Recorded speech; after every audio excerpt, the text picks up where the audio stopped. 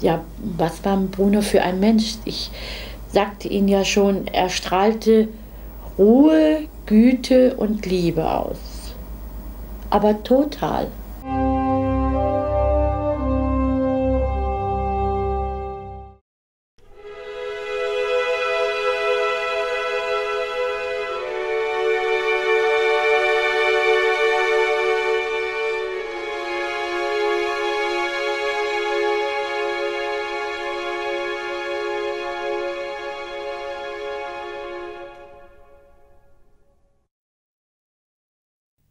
Es war keine alltägliche Erscheinung, aber er war schlicht, sehr bescheiden, einfach, so richtig mal seine demütige Haltung, der war so irgendwie, wie soll ich sagen, heute findet man selten einen Menschen, der so bescheiden ist und so demütig. Also anders kann ich das nicht ausdrücken.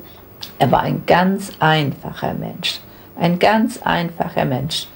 Ich kenne ihn eigentlich immer nur gleich gekleidet mit einer dunkelgrauen Hose, einem dunkelblauen Polohemd und wenn es kühl war, dann ein dunkelgraues Jackett.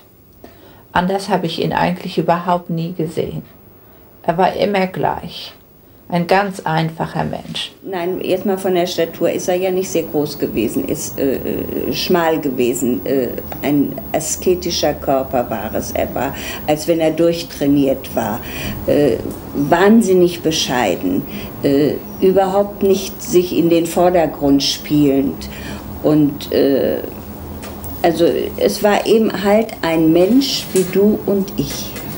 Nur es ging eine Kraft von ihm aus, eine sagenhafte Kraft. Also sie ist nicht zu beschreiben. Der Mann hat auf mich irgendwie eine unwahrscheinliche Kraft ausgeströmt. Und ich muss sagen, ein ganz natürlicher Mensch. Also wie der vor mir stand, also ich wurde gleich ruhig. Und auch so seine Art, wie er mir sprach, ich sollte mir keine Sorgen machen. Er würde meinem Sohn helfen und er würde seinen Mann im Leben stehen. Also der hat wirklich auf mich einen sehr guten Eindruck gemacht. Diese Stille, er brauchte nicht viel zu sagen. Allein schon seine Gegenwart, er hat einem angeschaut und das war da, der ganze Stress, alles ist abgefallen. Man fühlte sich irgendwie ganz wunderbar. Da sind Fotos in meinem Album von der Terrasse, wo wir da sitzen und er schaut einen nur an, er lässt einen, wie man strahlt, wie man lachen kann und glücklich sein kann, nur durch die Gegenwart eines Menschen, der wirklich, wie soll ich sagen, ein Heiliger, weil ich sagte mal in einem Interview mit Herrn Muscat, wenn ich Papst wäre, würde ich den Bruno Gröning heilig sprechen. Aber ich bin es nicht. Der Mann hat mich einfach fasziniert. Man konnte mit ihm Dinge besprechen, die man mit keinem anderen besprechen konnte. Mit ihm konnte man das. Der Geringste der Geringen, der konnte mit ihm sprechen, wie auch einer, der meinte, er hätte einen Haufen Geld hinter sich. Also der Bruno Gröning muss ja jetzt für mich da sein. Ich habe ja viel Geld und ich kann ihm ja auch was geben, wenn ich möchte oder was.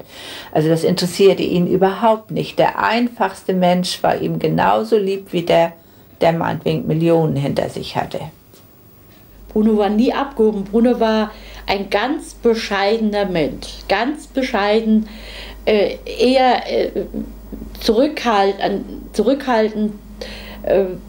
man würde vielleicht sagen, ein bisschen introvertiert. Also er wollte sich nie irgendwo nach vorne bringen oder was in der Welt so üblich ist, wenn ich was kann oder was bin oder was weiß, dann ich. Bruno total überhaupt nicht. Also ich habe nie einen so liebevollen, ruhigen und bescheidenen Menschen erlebt wie Bruno. Ein ganz normaler, zurückhaltender, liebenswerter Mensch, kann man sagen.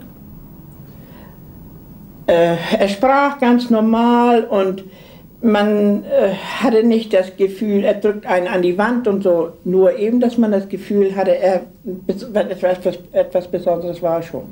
der war einfach begnadet. Der sagte immer, danken Sie mir nicht für die Heilung, die Sie erfahren haben, sondern danken Sie Gott. Und das religiöse Moment, das irgendwie, das hat mich sehr ergriffen. Dass er so seine Schlichtheit, seine Bescheidenheit, seine Ruhe und seine Stille, der war ein Mann, der überhaupt die Stille liebte. Wenn er zu uns kam, wir wohnten in einem kleinen Dorf, das war ein ganz kleines Dörfli in der Nähe von Saarbrücken.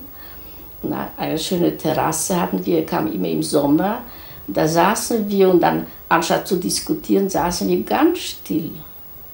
Er sagte, man braucht nicht viel zu sagen, das ist eine heilige Stille. Diese heilige Stille, das war, man fühlte sich so wohl, so glücklich. So etwas habe ich später noch nie erlebt. Das war so wirklich einzigartig. Ja, was war Bruno für ein Mensch? Ich sagte Ihnen ja schon, er strahlte Ruhe, Güte und Liebe aus. Aber total.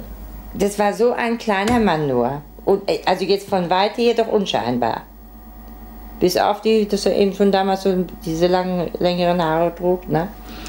Und hier das hatte. Aber sonst würde man noch sagen, also wo man sonst hinguckt, da ein unscheinbarer Mann. Aber wer dem gegenüberstand oder saß, von den Augen aus, sowas kann man nicht beschreiben. Das ist nicht zu beschreiben. Da ging etwas von aus. Ich habe immer gesagt, die Auge ist die Seele des Menschen, die gibt so viel wieder. Aber das kann man nur da wirklich behaupten. Nicht? Der hat Augen gehabt. Also wirklich, das war so der Himmel. So richtig himmlisch war das. Als wir uns so angeschaut haben, also der war so ruhig, also richtig mal, nicht, dass er irgendwie mal so etwas damit sagen wollte. Der hat einfach nur geschaut, so die Seele. Und ich dachte mir, oh Gott im Himmel, der ist uns wirklich vom Himmel geschickt.